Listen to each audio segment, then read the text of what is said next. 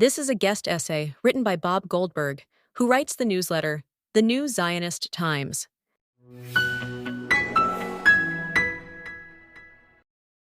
Israel has never lost a war, yet it has never truly won. For decades, it has fought with one hand tied behind its back, indulging in the illusion that appeasement could bring peace.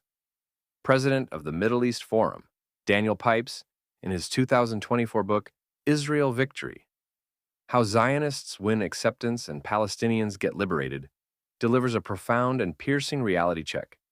Israel has not won because it has never pursued outright victory. Victory in war is not about mutual compromise. It is about breaking the enemy's will. As Pipes puts it, a war does not end until one side concedes defeat. This does not mean leveling Gaza or the West Bank. Israel is more than capable of that. True victory is achieved only when Palestinians and their backers accept the permanence of the Jewish state and abandon their century-old war to erase it. For decades, Palestinians have refused to concede defeat because Israel has never imposed it upon them. Compare this with post-war Germany and Japan, societies that renounced their militaristic, expansionist ideologies only after their absolute defeat made further resistance unthinkable. Palestinian rejectionism must be shattered in the same way. So, how does Israel impose defeat? Pipes is clear. First, dismantle the institutions of rejectionism. The Palestinian Authority, Hamas, UNRWA, the UN Agency for so-called Palestinian Refugees, the entire ecosystem that sustains the fantasy of Israel's destruction must be dismantled. No more foreign funding, no more Israeli electricity and water, no more Israeli-provided medical care. Second, make rejectionism unsustainable. No more glorification of terrorists. No more pay-for-slay salaries. No more textbooks indoctrinating children to hate Jews. The incitement machine, from school curricula to state-run media, must be dismantled. Third, a new message to Palestinians. You lost. Their leadership has fed them a lethal fantasy that Israel is a temporary inconvenience, that so-called Palestinian resistance will inevitably prevail. The message must be reversed. Israel is permanent, powerful, and unshakable. You will never win. Fourth, break the will to fight. This requires a psychological war on rejectionism. Israel's response should not be mere public relations aimed at the West, but a direct, unceasing psychological campaign targeting Palestinian consciousness. Forget destroying Israel. It is here to stay. And if you drop your war, you might actually have a future. And fifth, this is not genocide, and it is not ethnic cleansing. Indeed, Pipes promotes a strategy of minimal violence, maximal messaging. It is war, but it is a war for the mind of the Palestinian people. And like all wars, it ends only when the defeated side understands the futility of further resistance. As Pipes puts it, quote, a Palestinian change of heart, and here comes the central paragraph of this book, should be Israel's central war goal. That entails the end of rejectionism.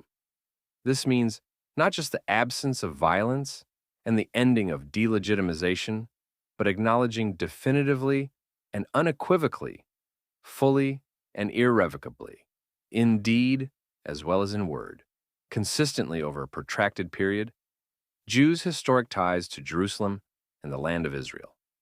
Recognition of Jews' right to live in their ancestral Jewish land, Israel's legitimacy, and its permanent identity as a Jewish state.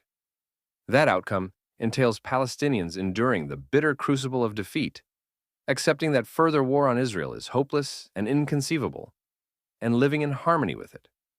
They must renounce the use of force and incitement, domestic and international, drop the foul goal of destroying their Israeli neighbor, stop the demonization of Jews in Israel, and refute anti-Semitism.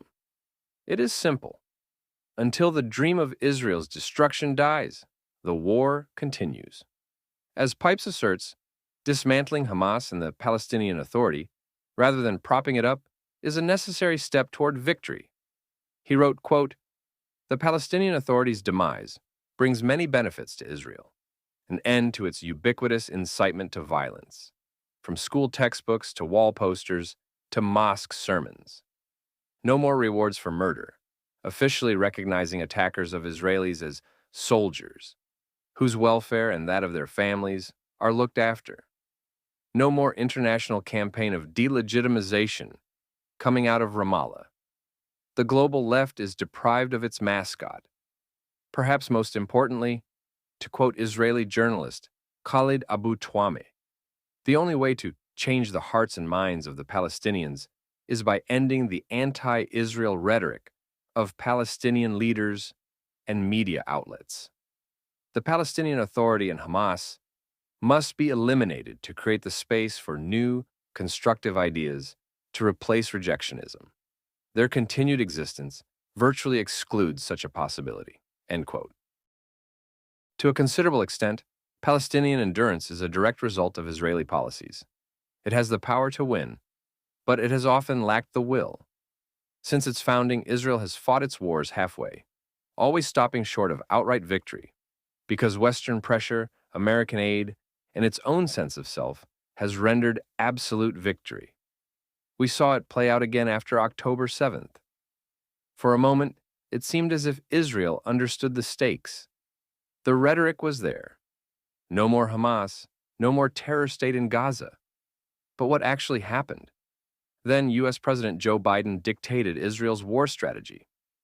Humanitarian pauses, foreign-imposed red lines, resupply of only the quote-unquote right weapons, the return of a failed strategy, negotiating for hostages, lifting the siege on Gaza, limiting military action in the name of so-called restraint. These are the decisions of a nation that still does not grasp what it must do to survive. The problem is not just Hamas. It is Israel's own elites, the NGOs, the academic class, the so-called humanitarians, those who have spent decades undermining victory, pursuing policies of enriching and placating Palestinians based on the hope that being nice will win reciprocal gestures. Each has spectacularly failed, as Pipes put it.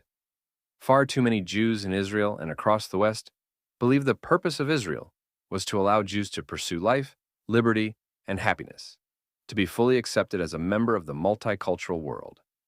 As former Israeli politician Einat Wilf points out, Zionism has not even fully achieved Jewish sovereignty as long as there are systems, civilizations, and religions that have the idea that Jews cannot be equal, that Jews cannot be sovereign. A true Israel victory is not just a military triumph over Hamas. It is a wholesale rejection of the suicidal ideology of conciliation.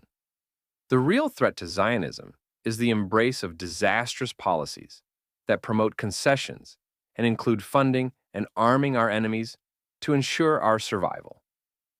U.S. President Donald Trump's administration has given Israel more freedom to defeat the Palestinians than at any other time in its history. It appears that Israeli Prime Minister Benjamin Netanyahu has shelved conciliation in favor of victory.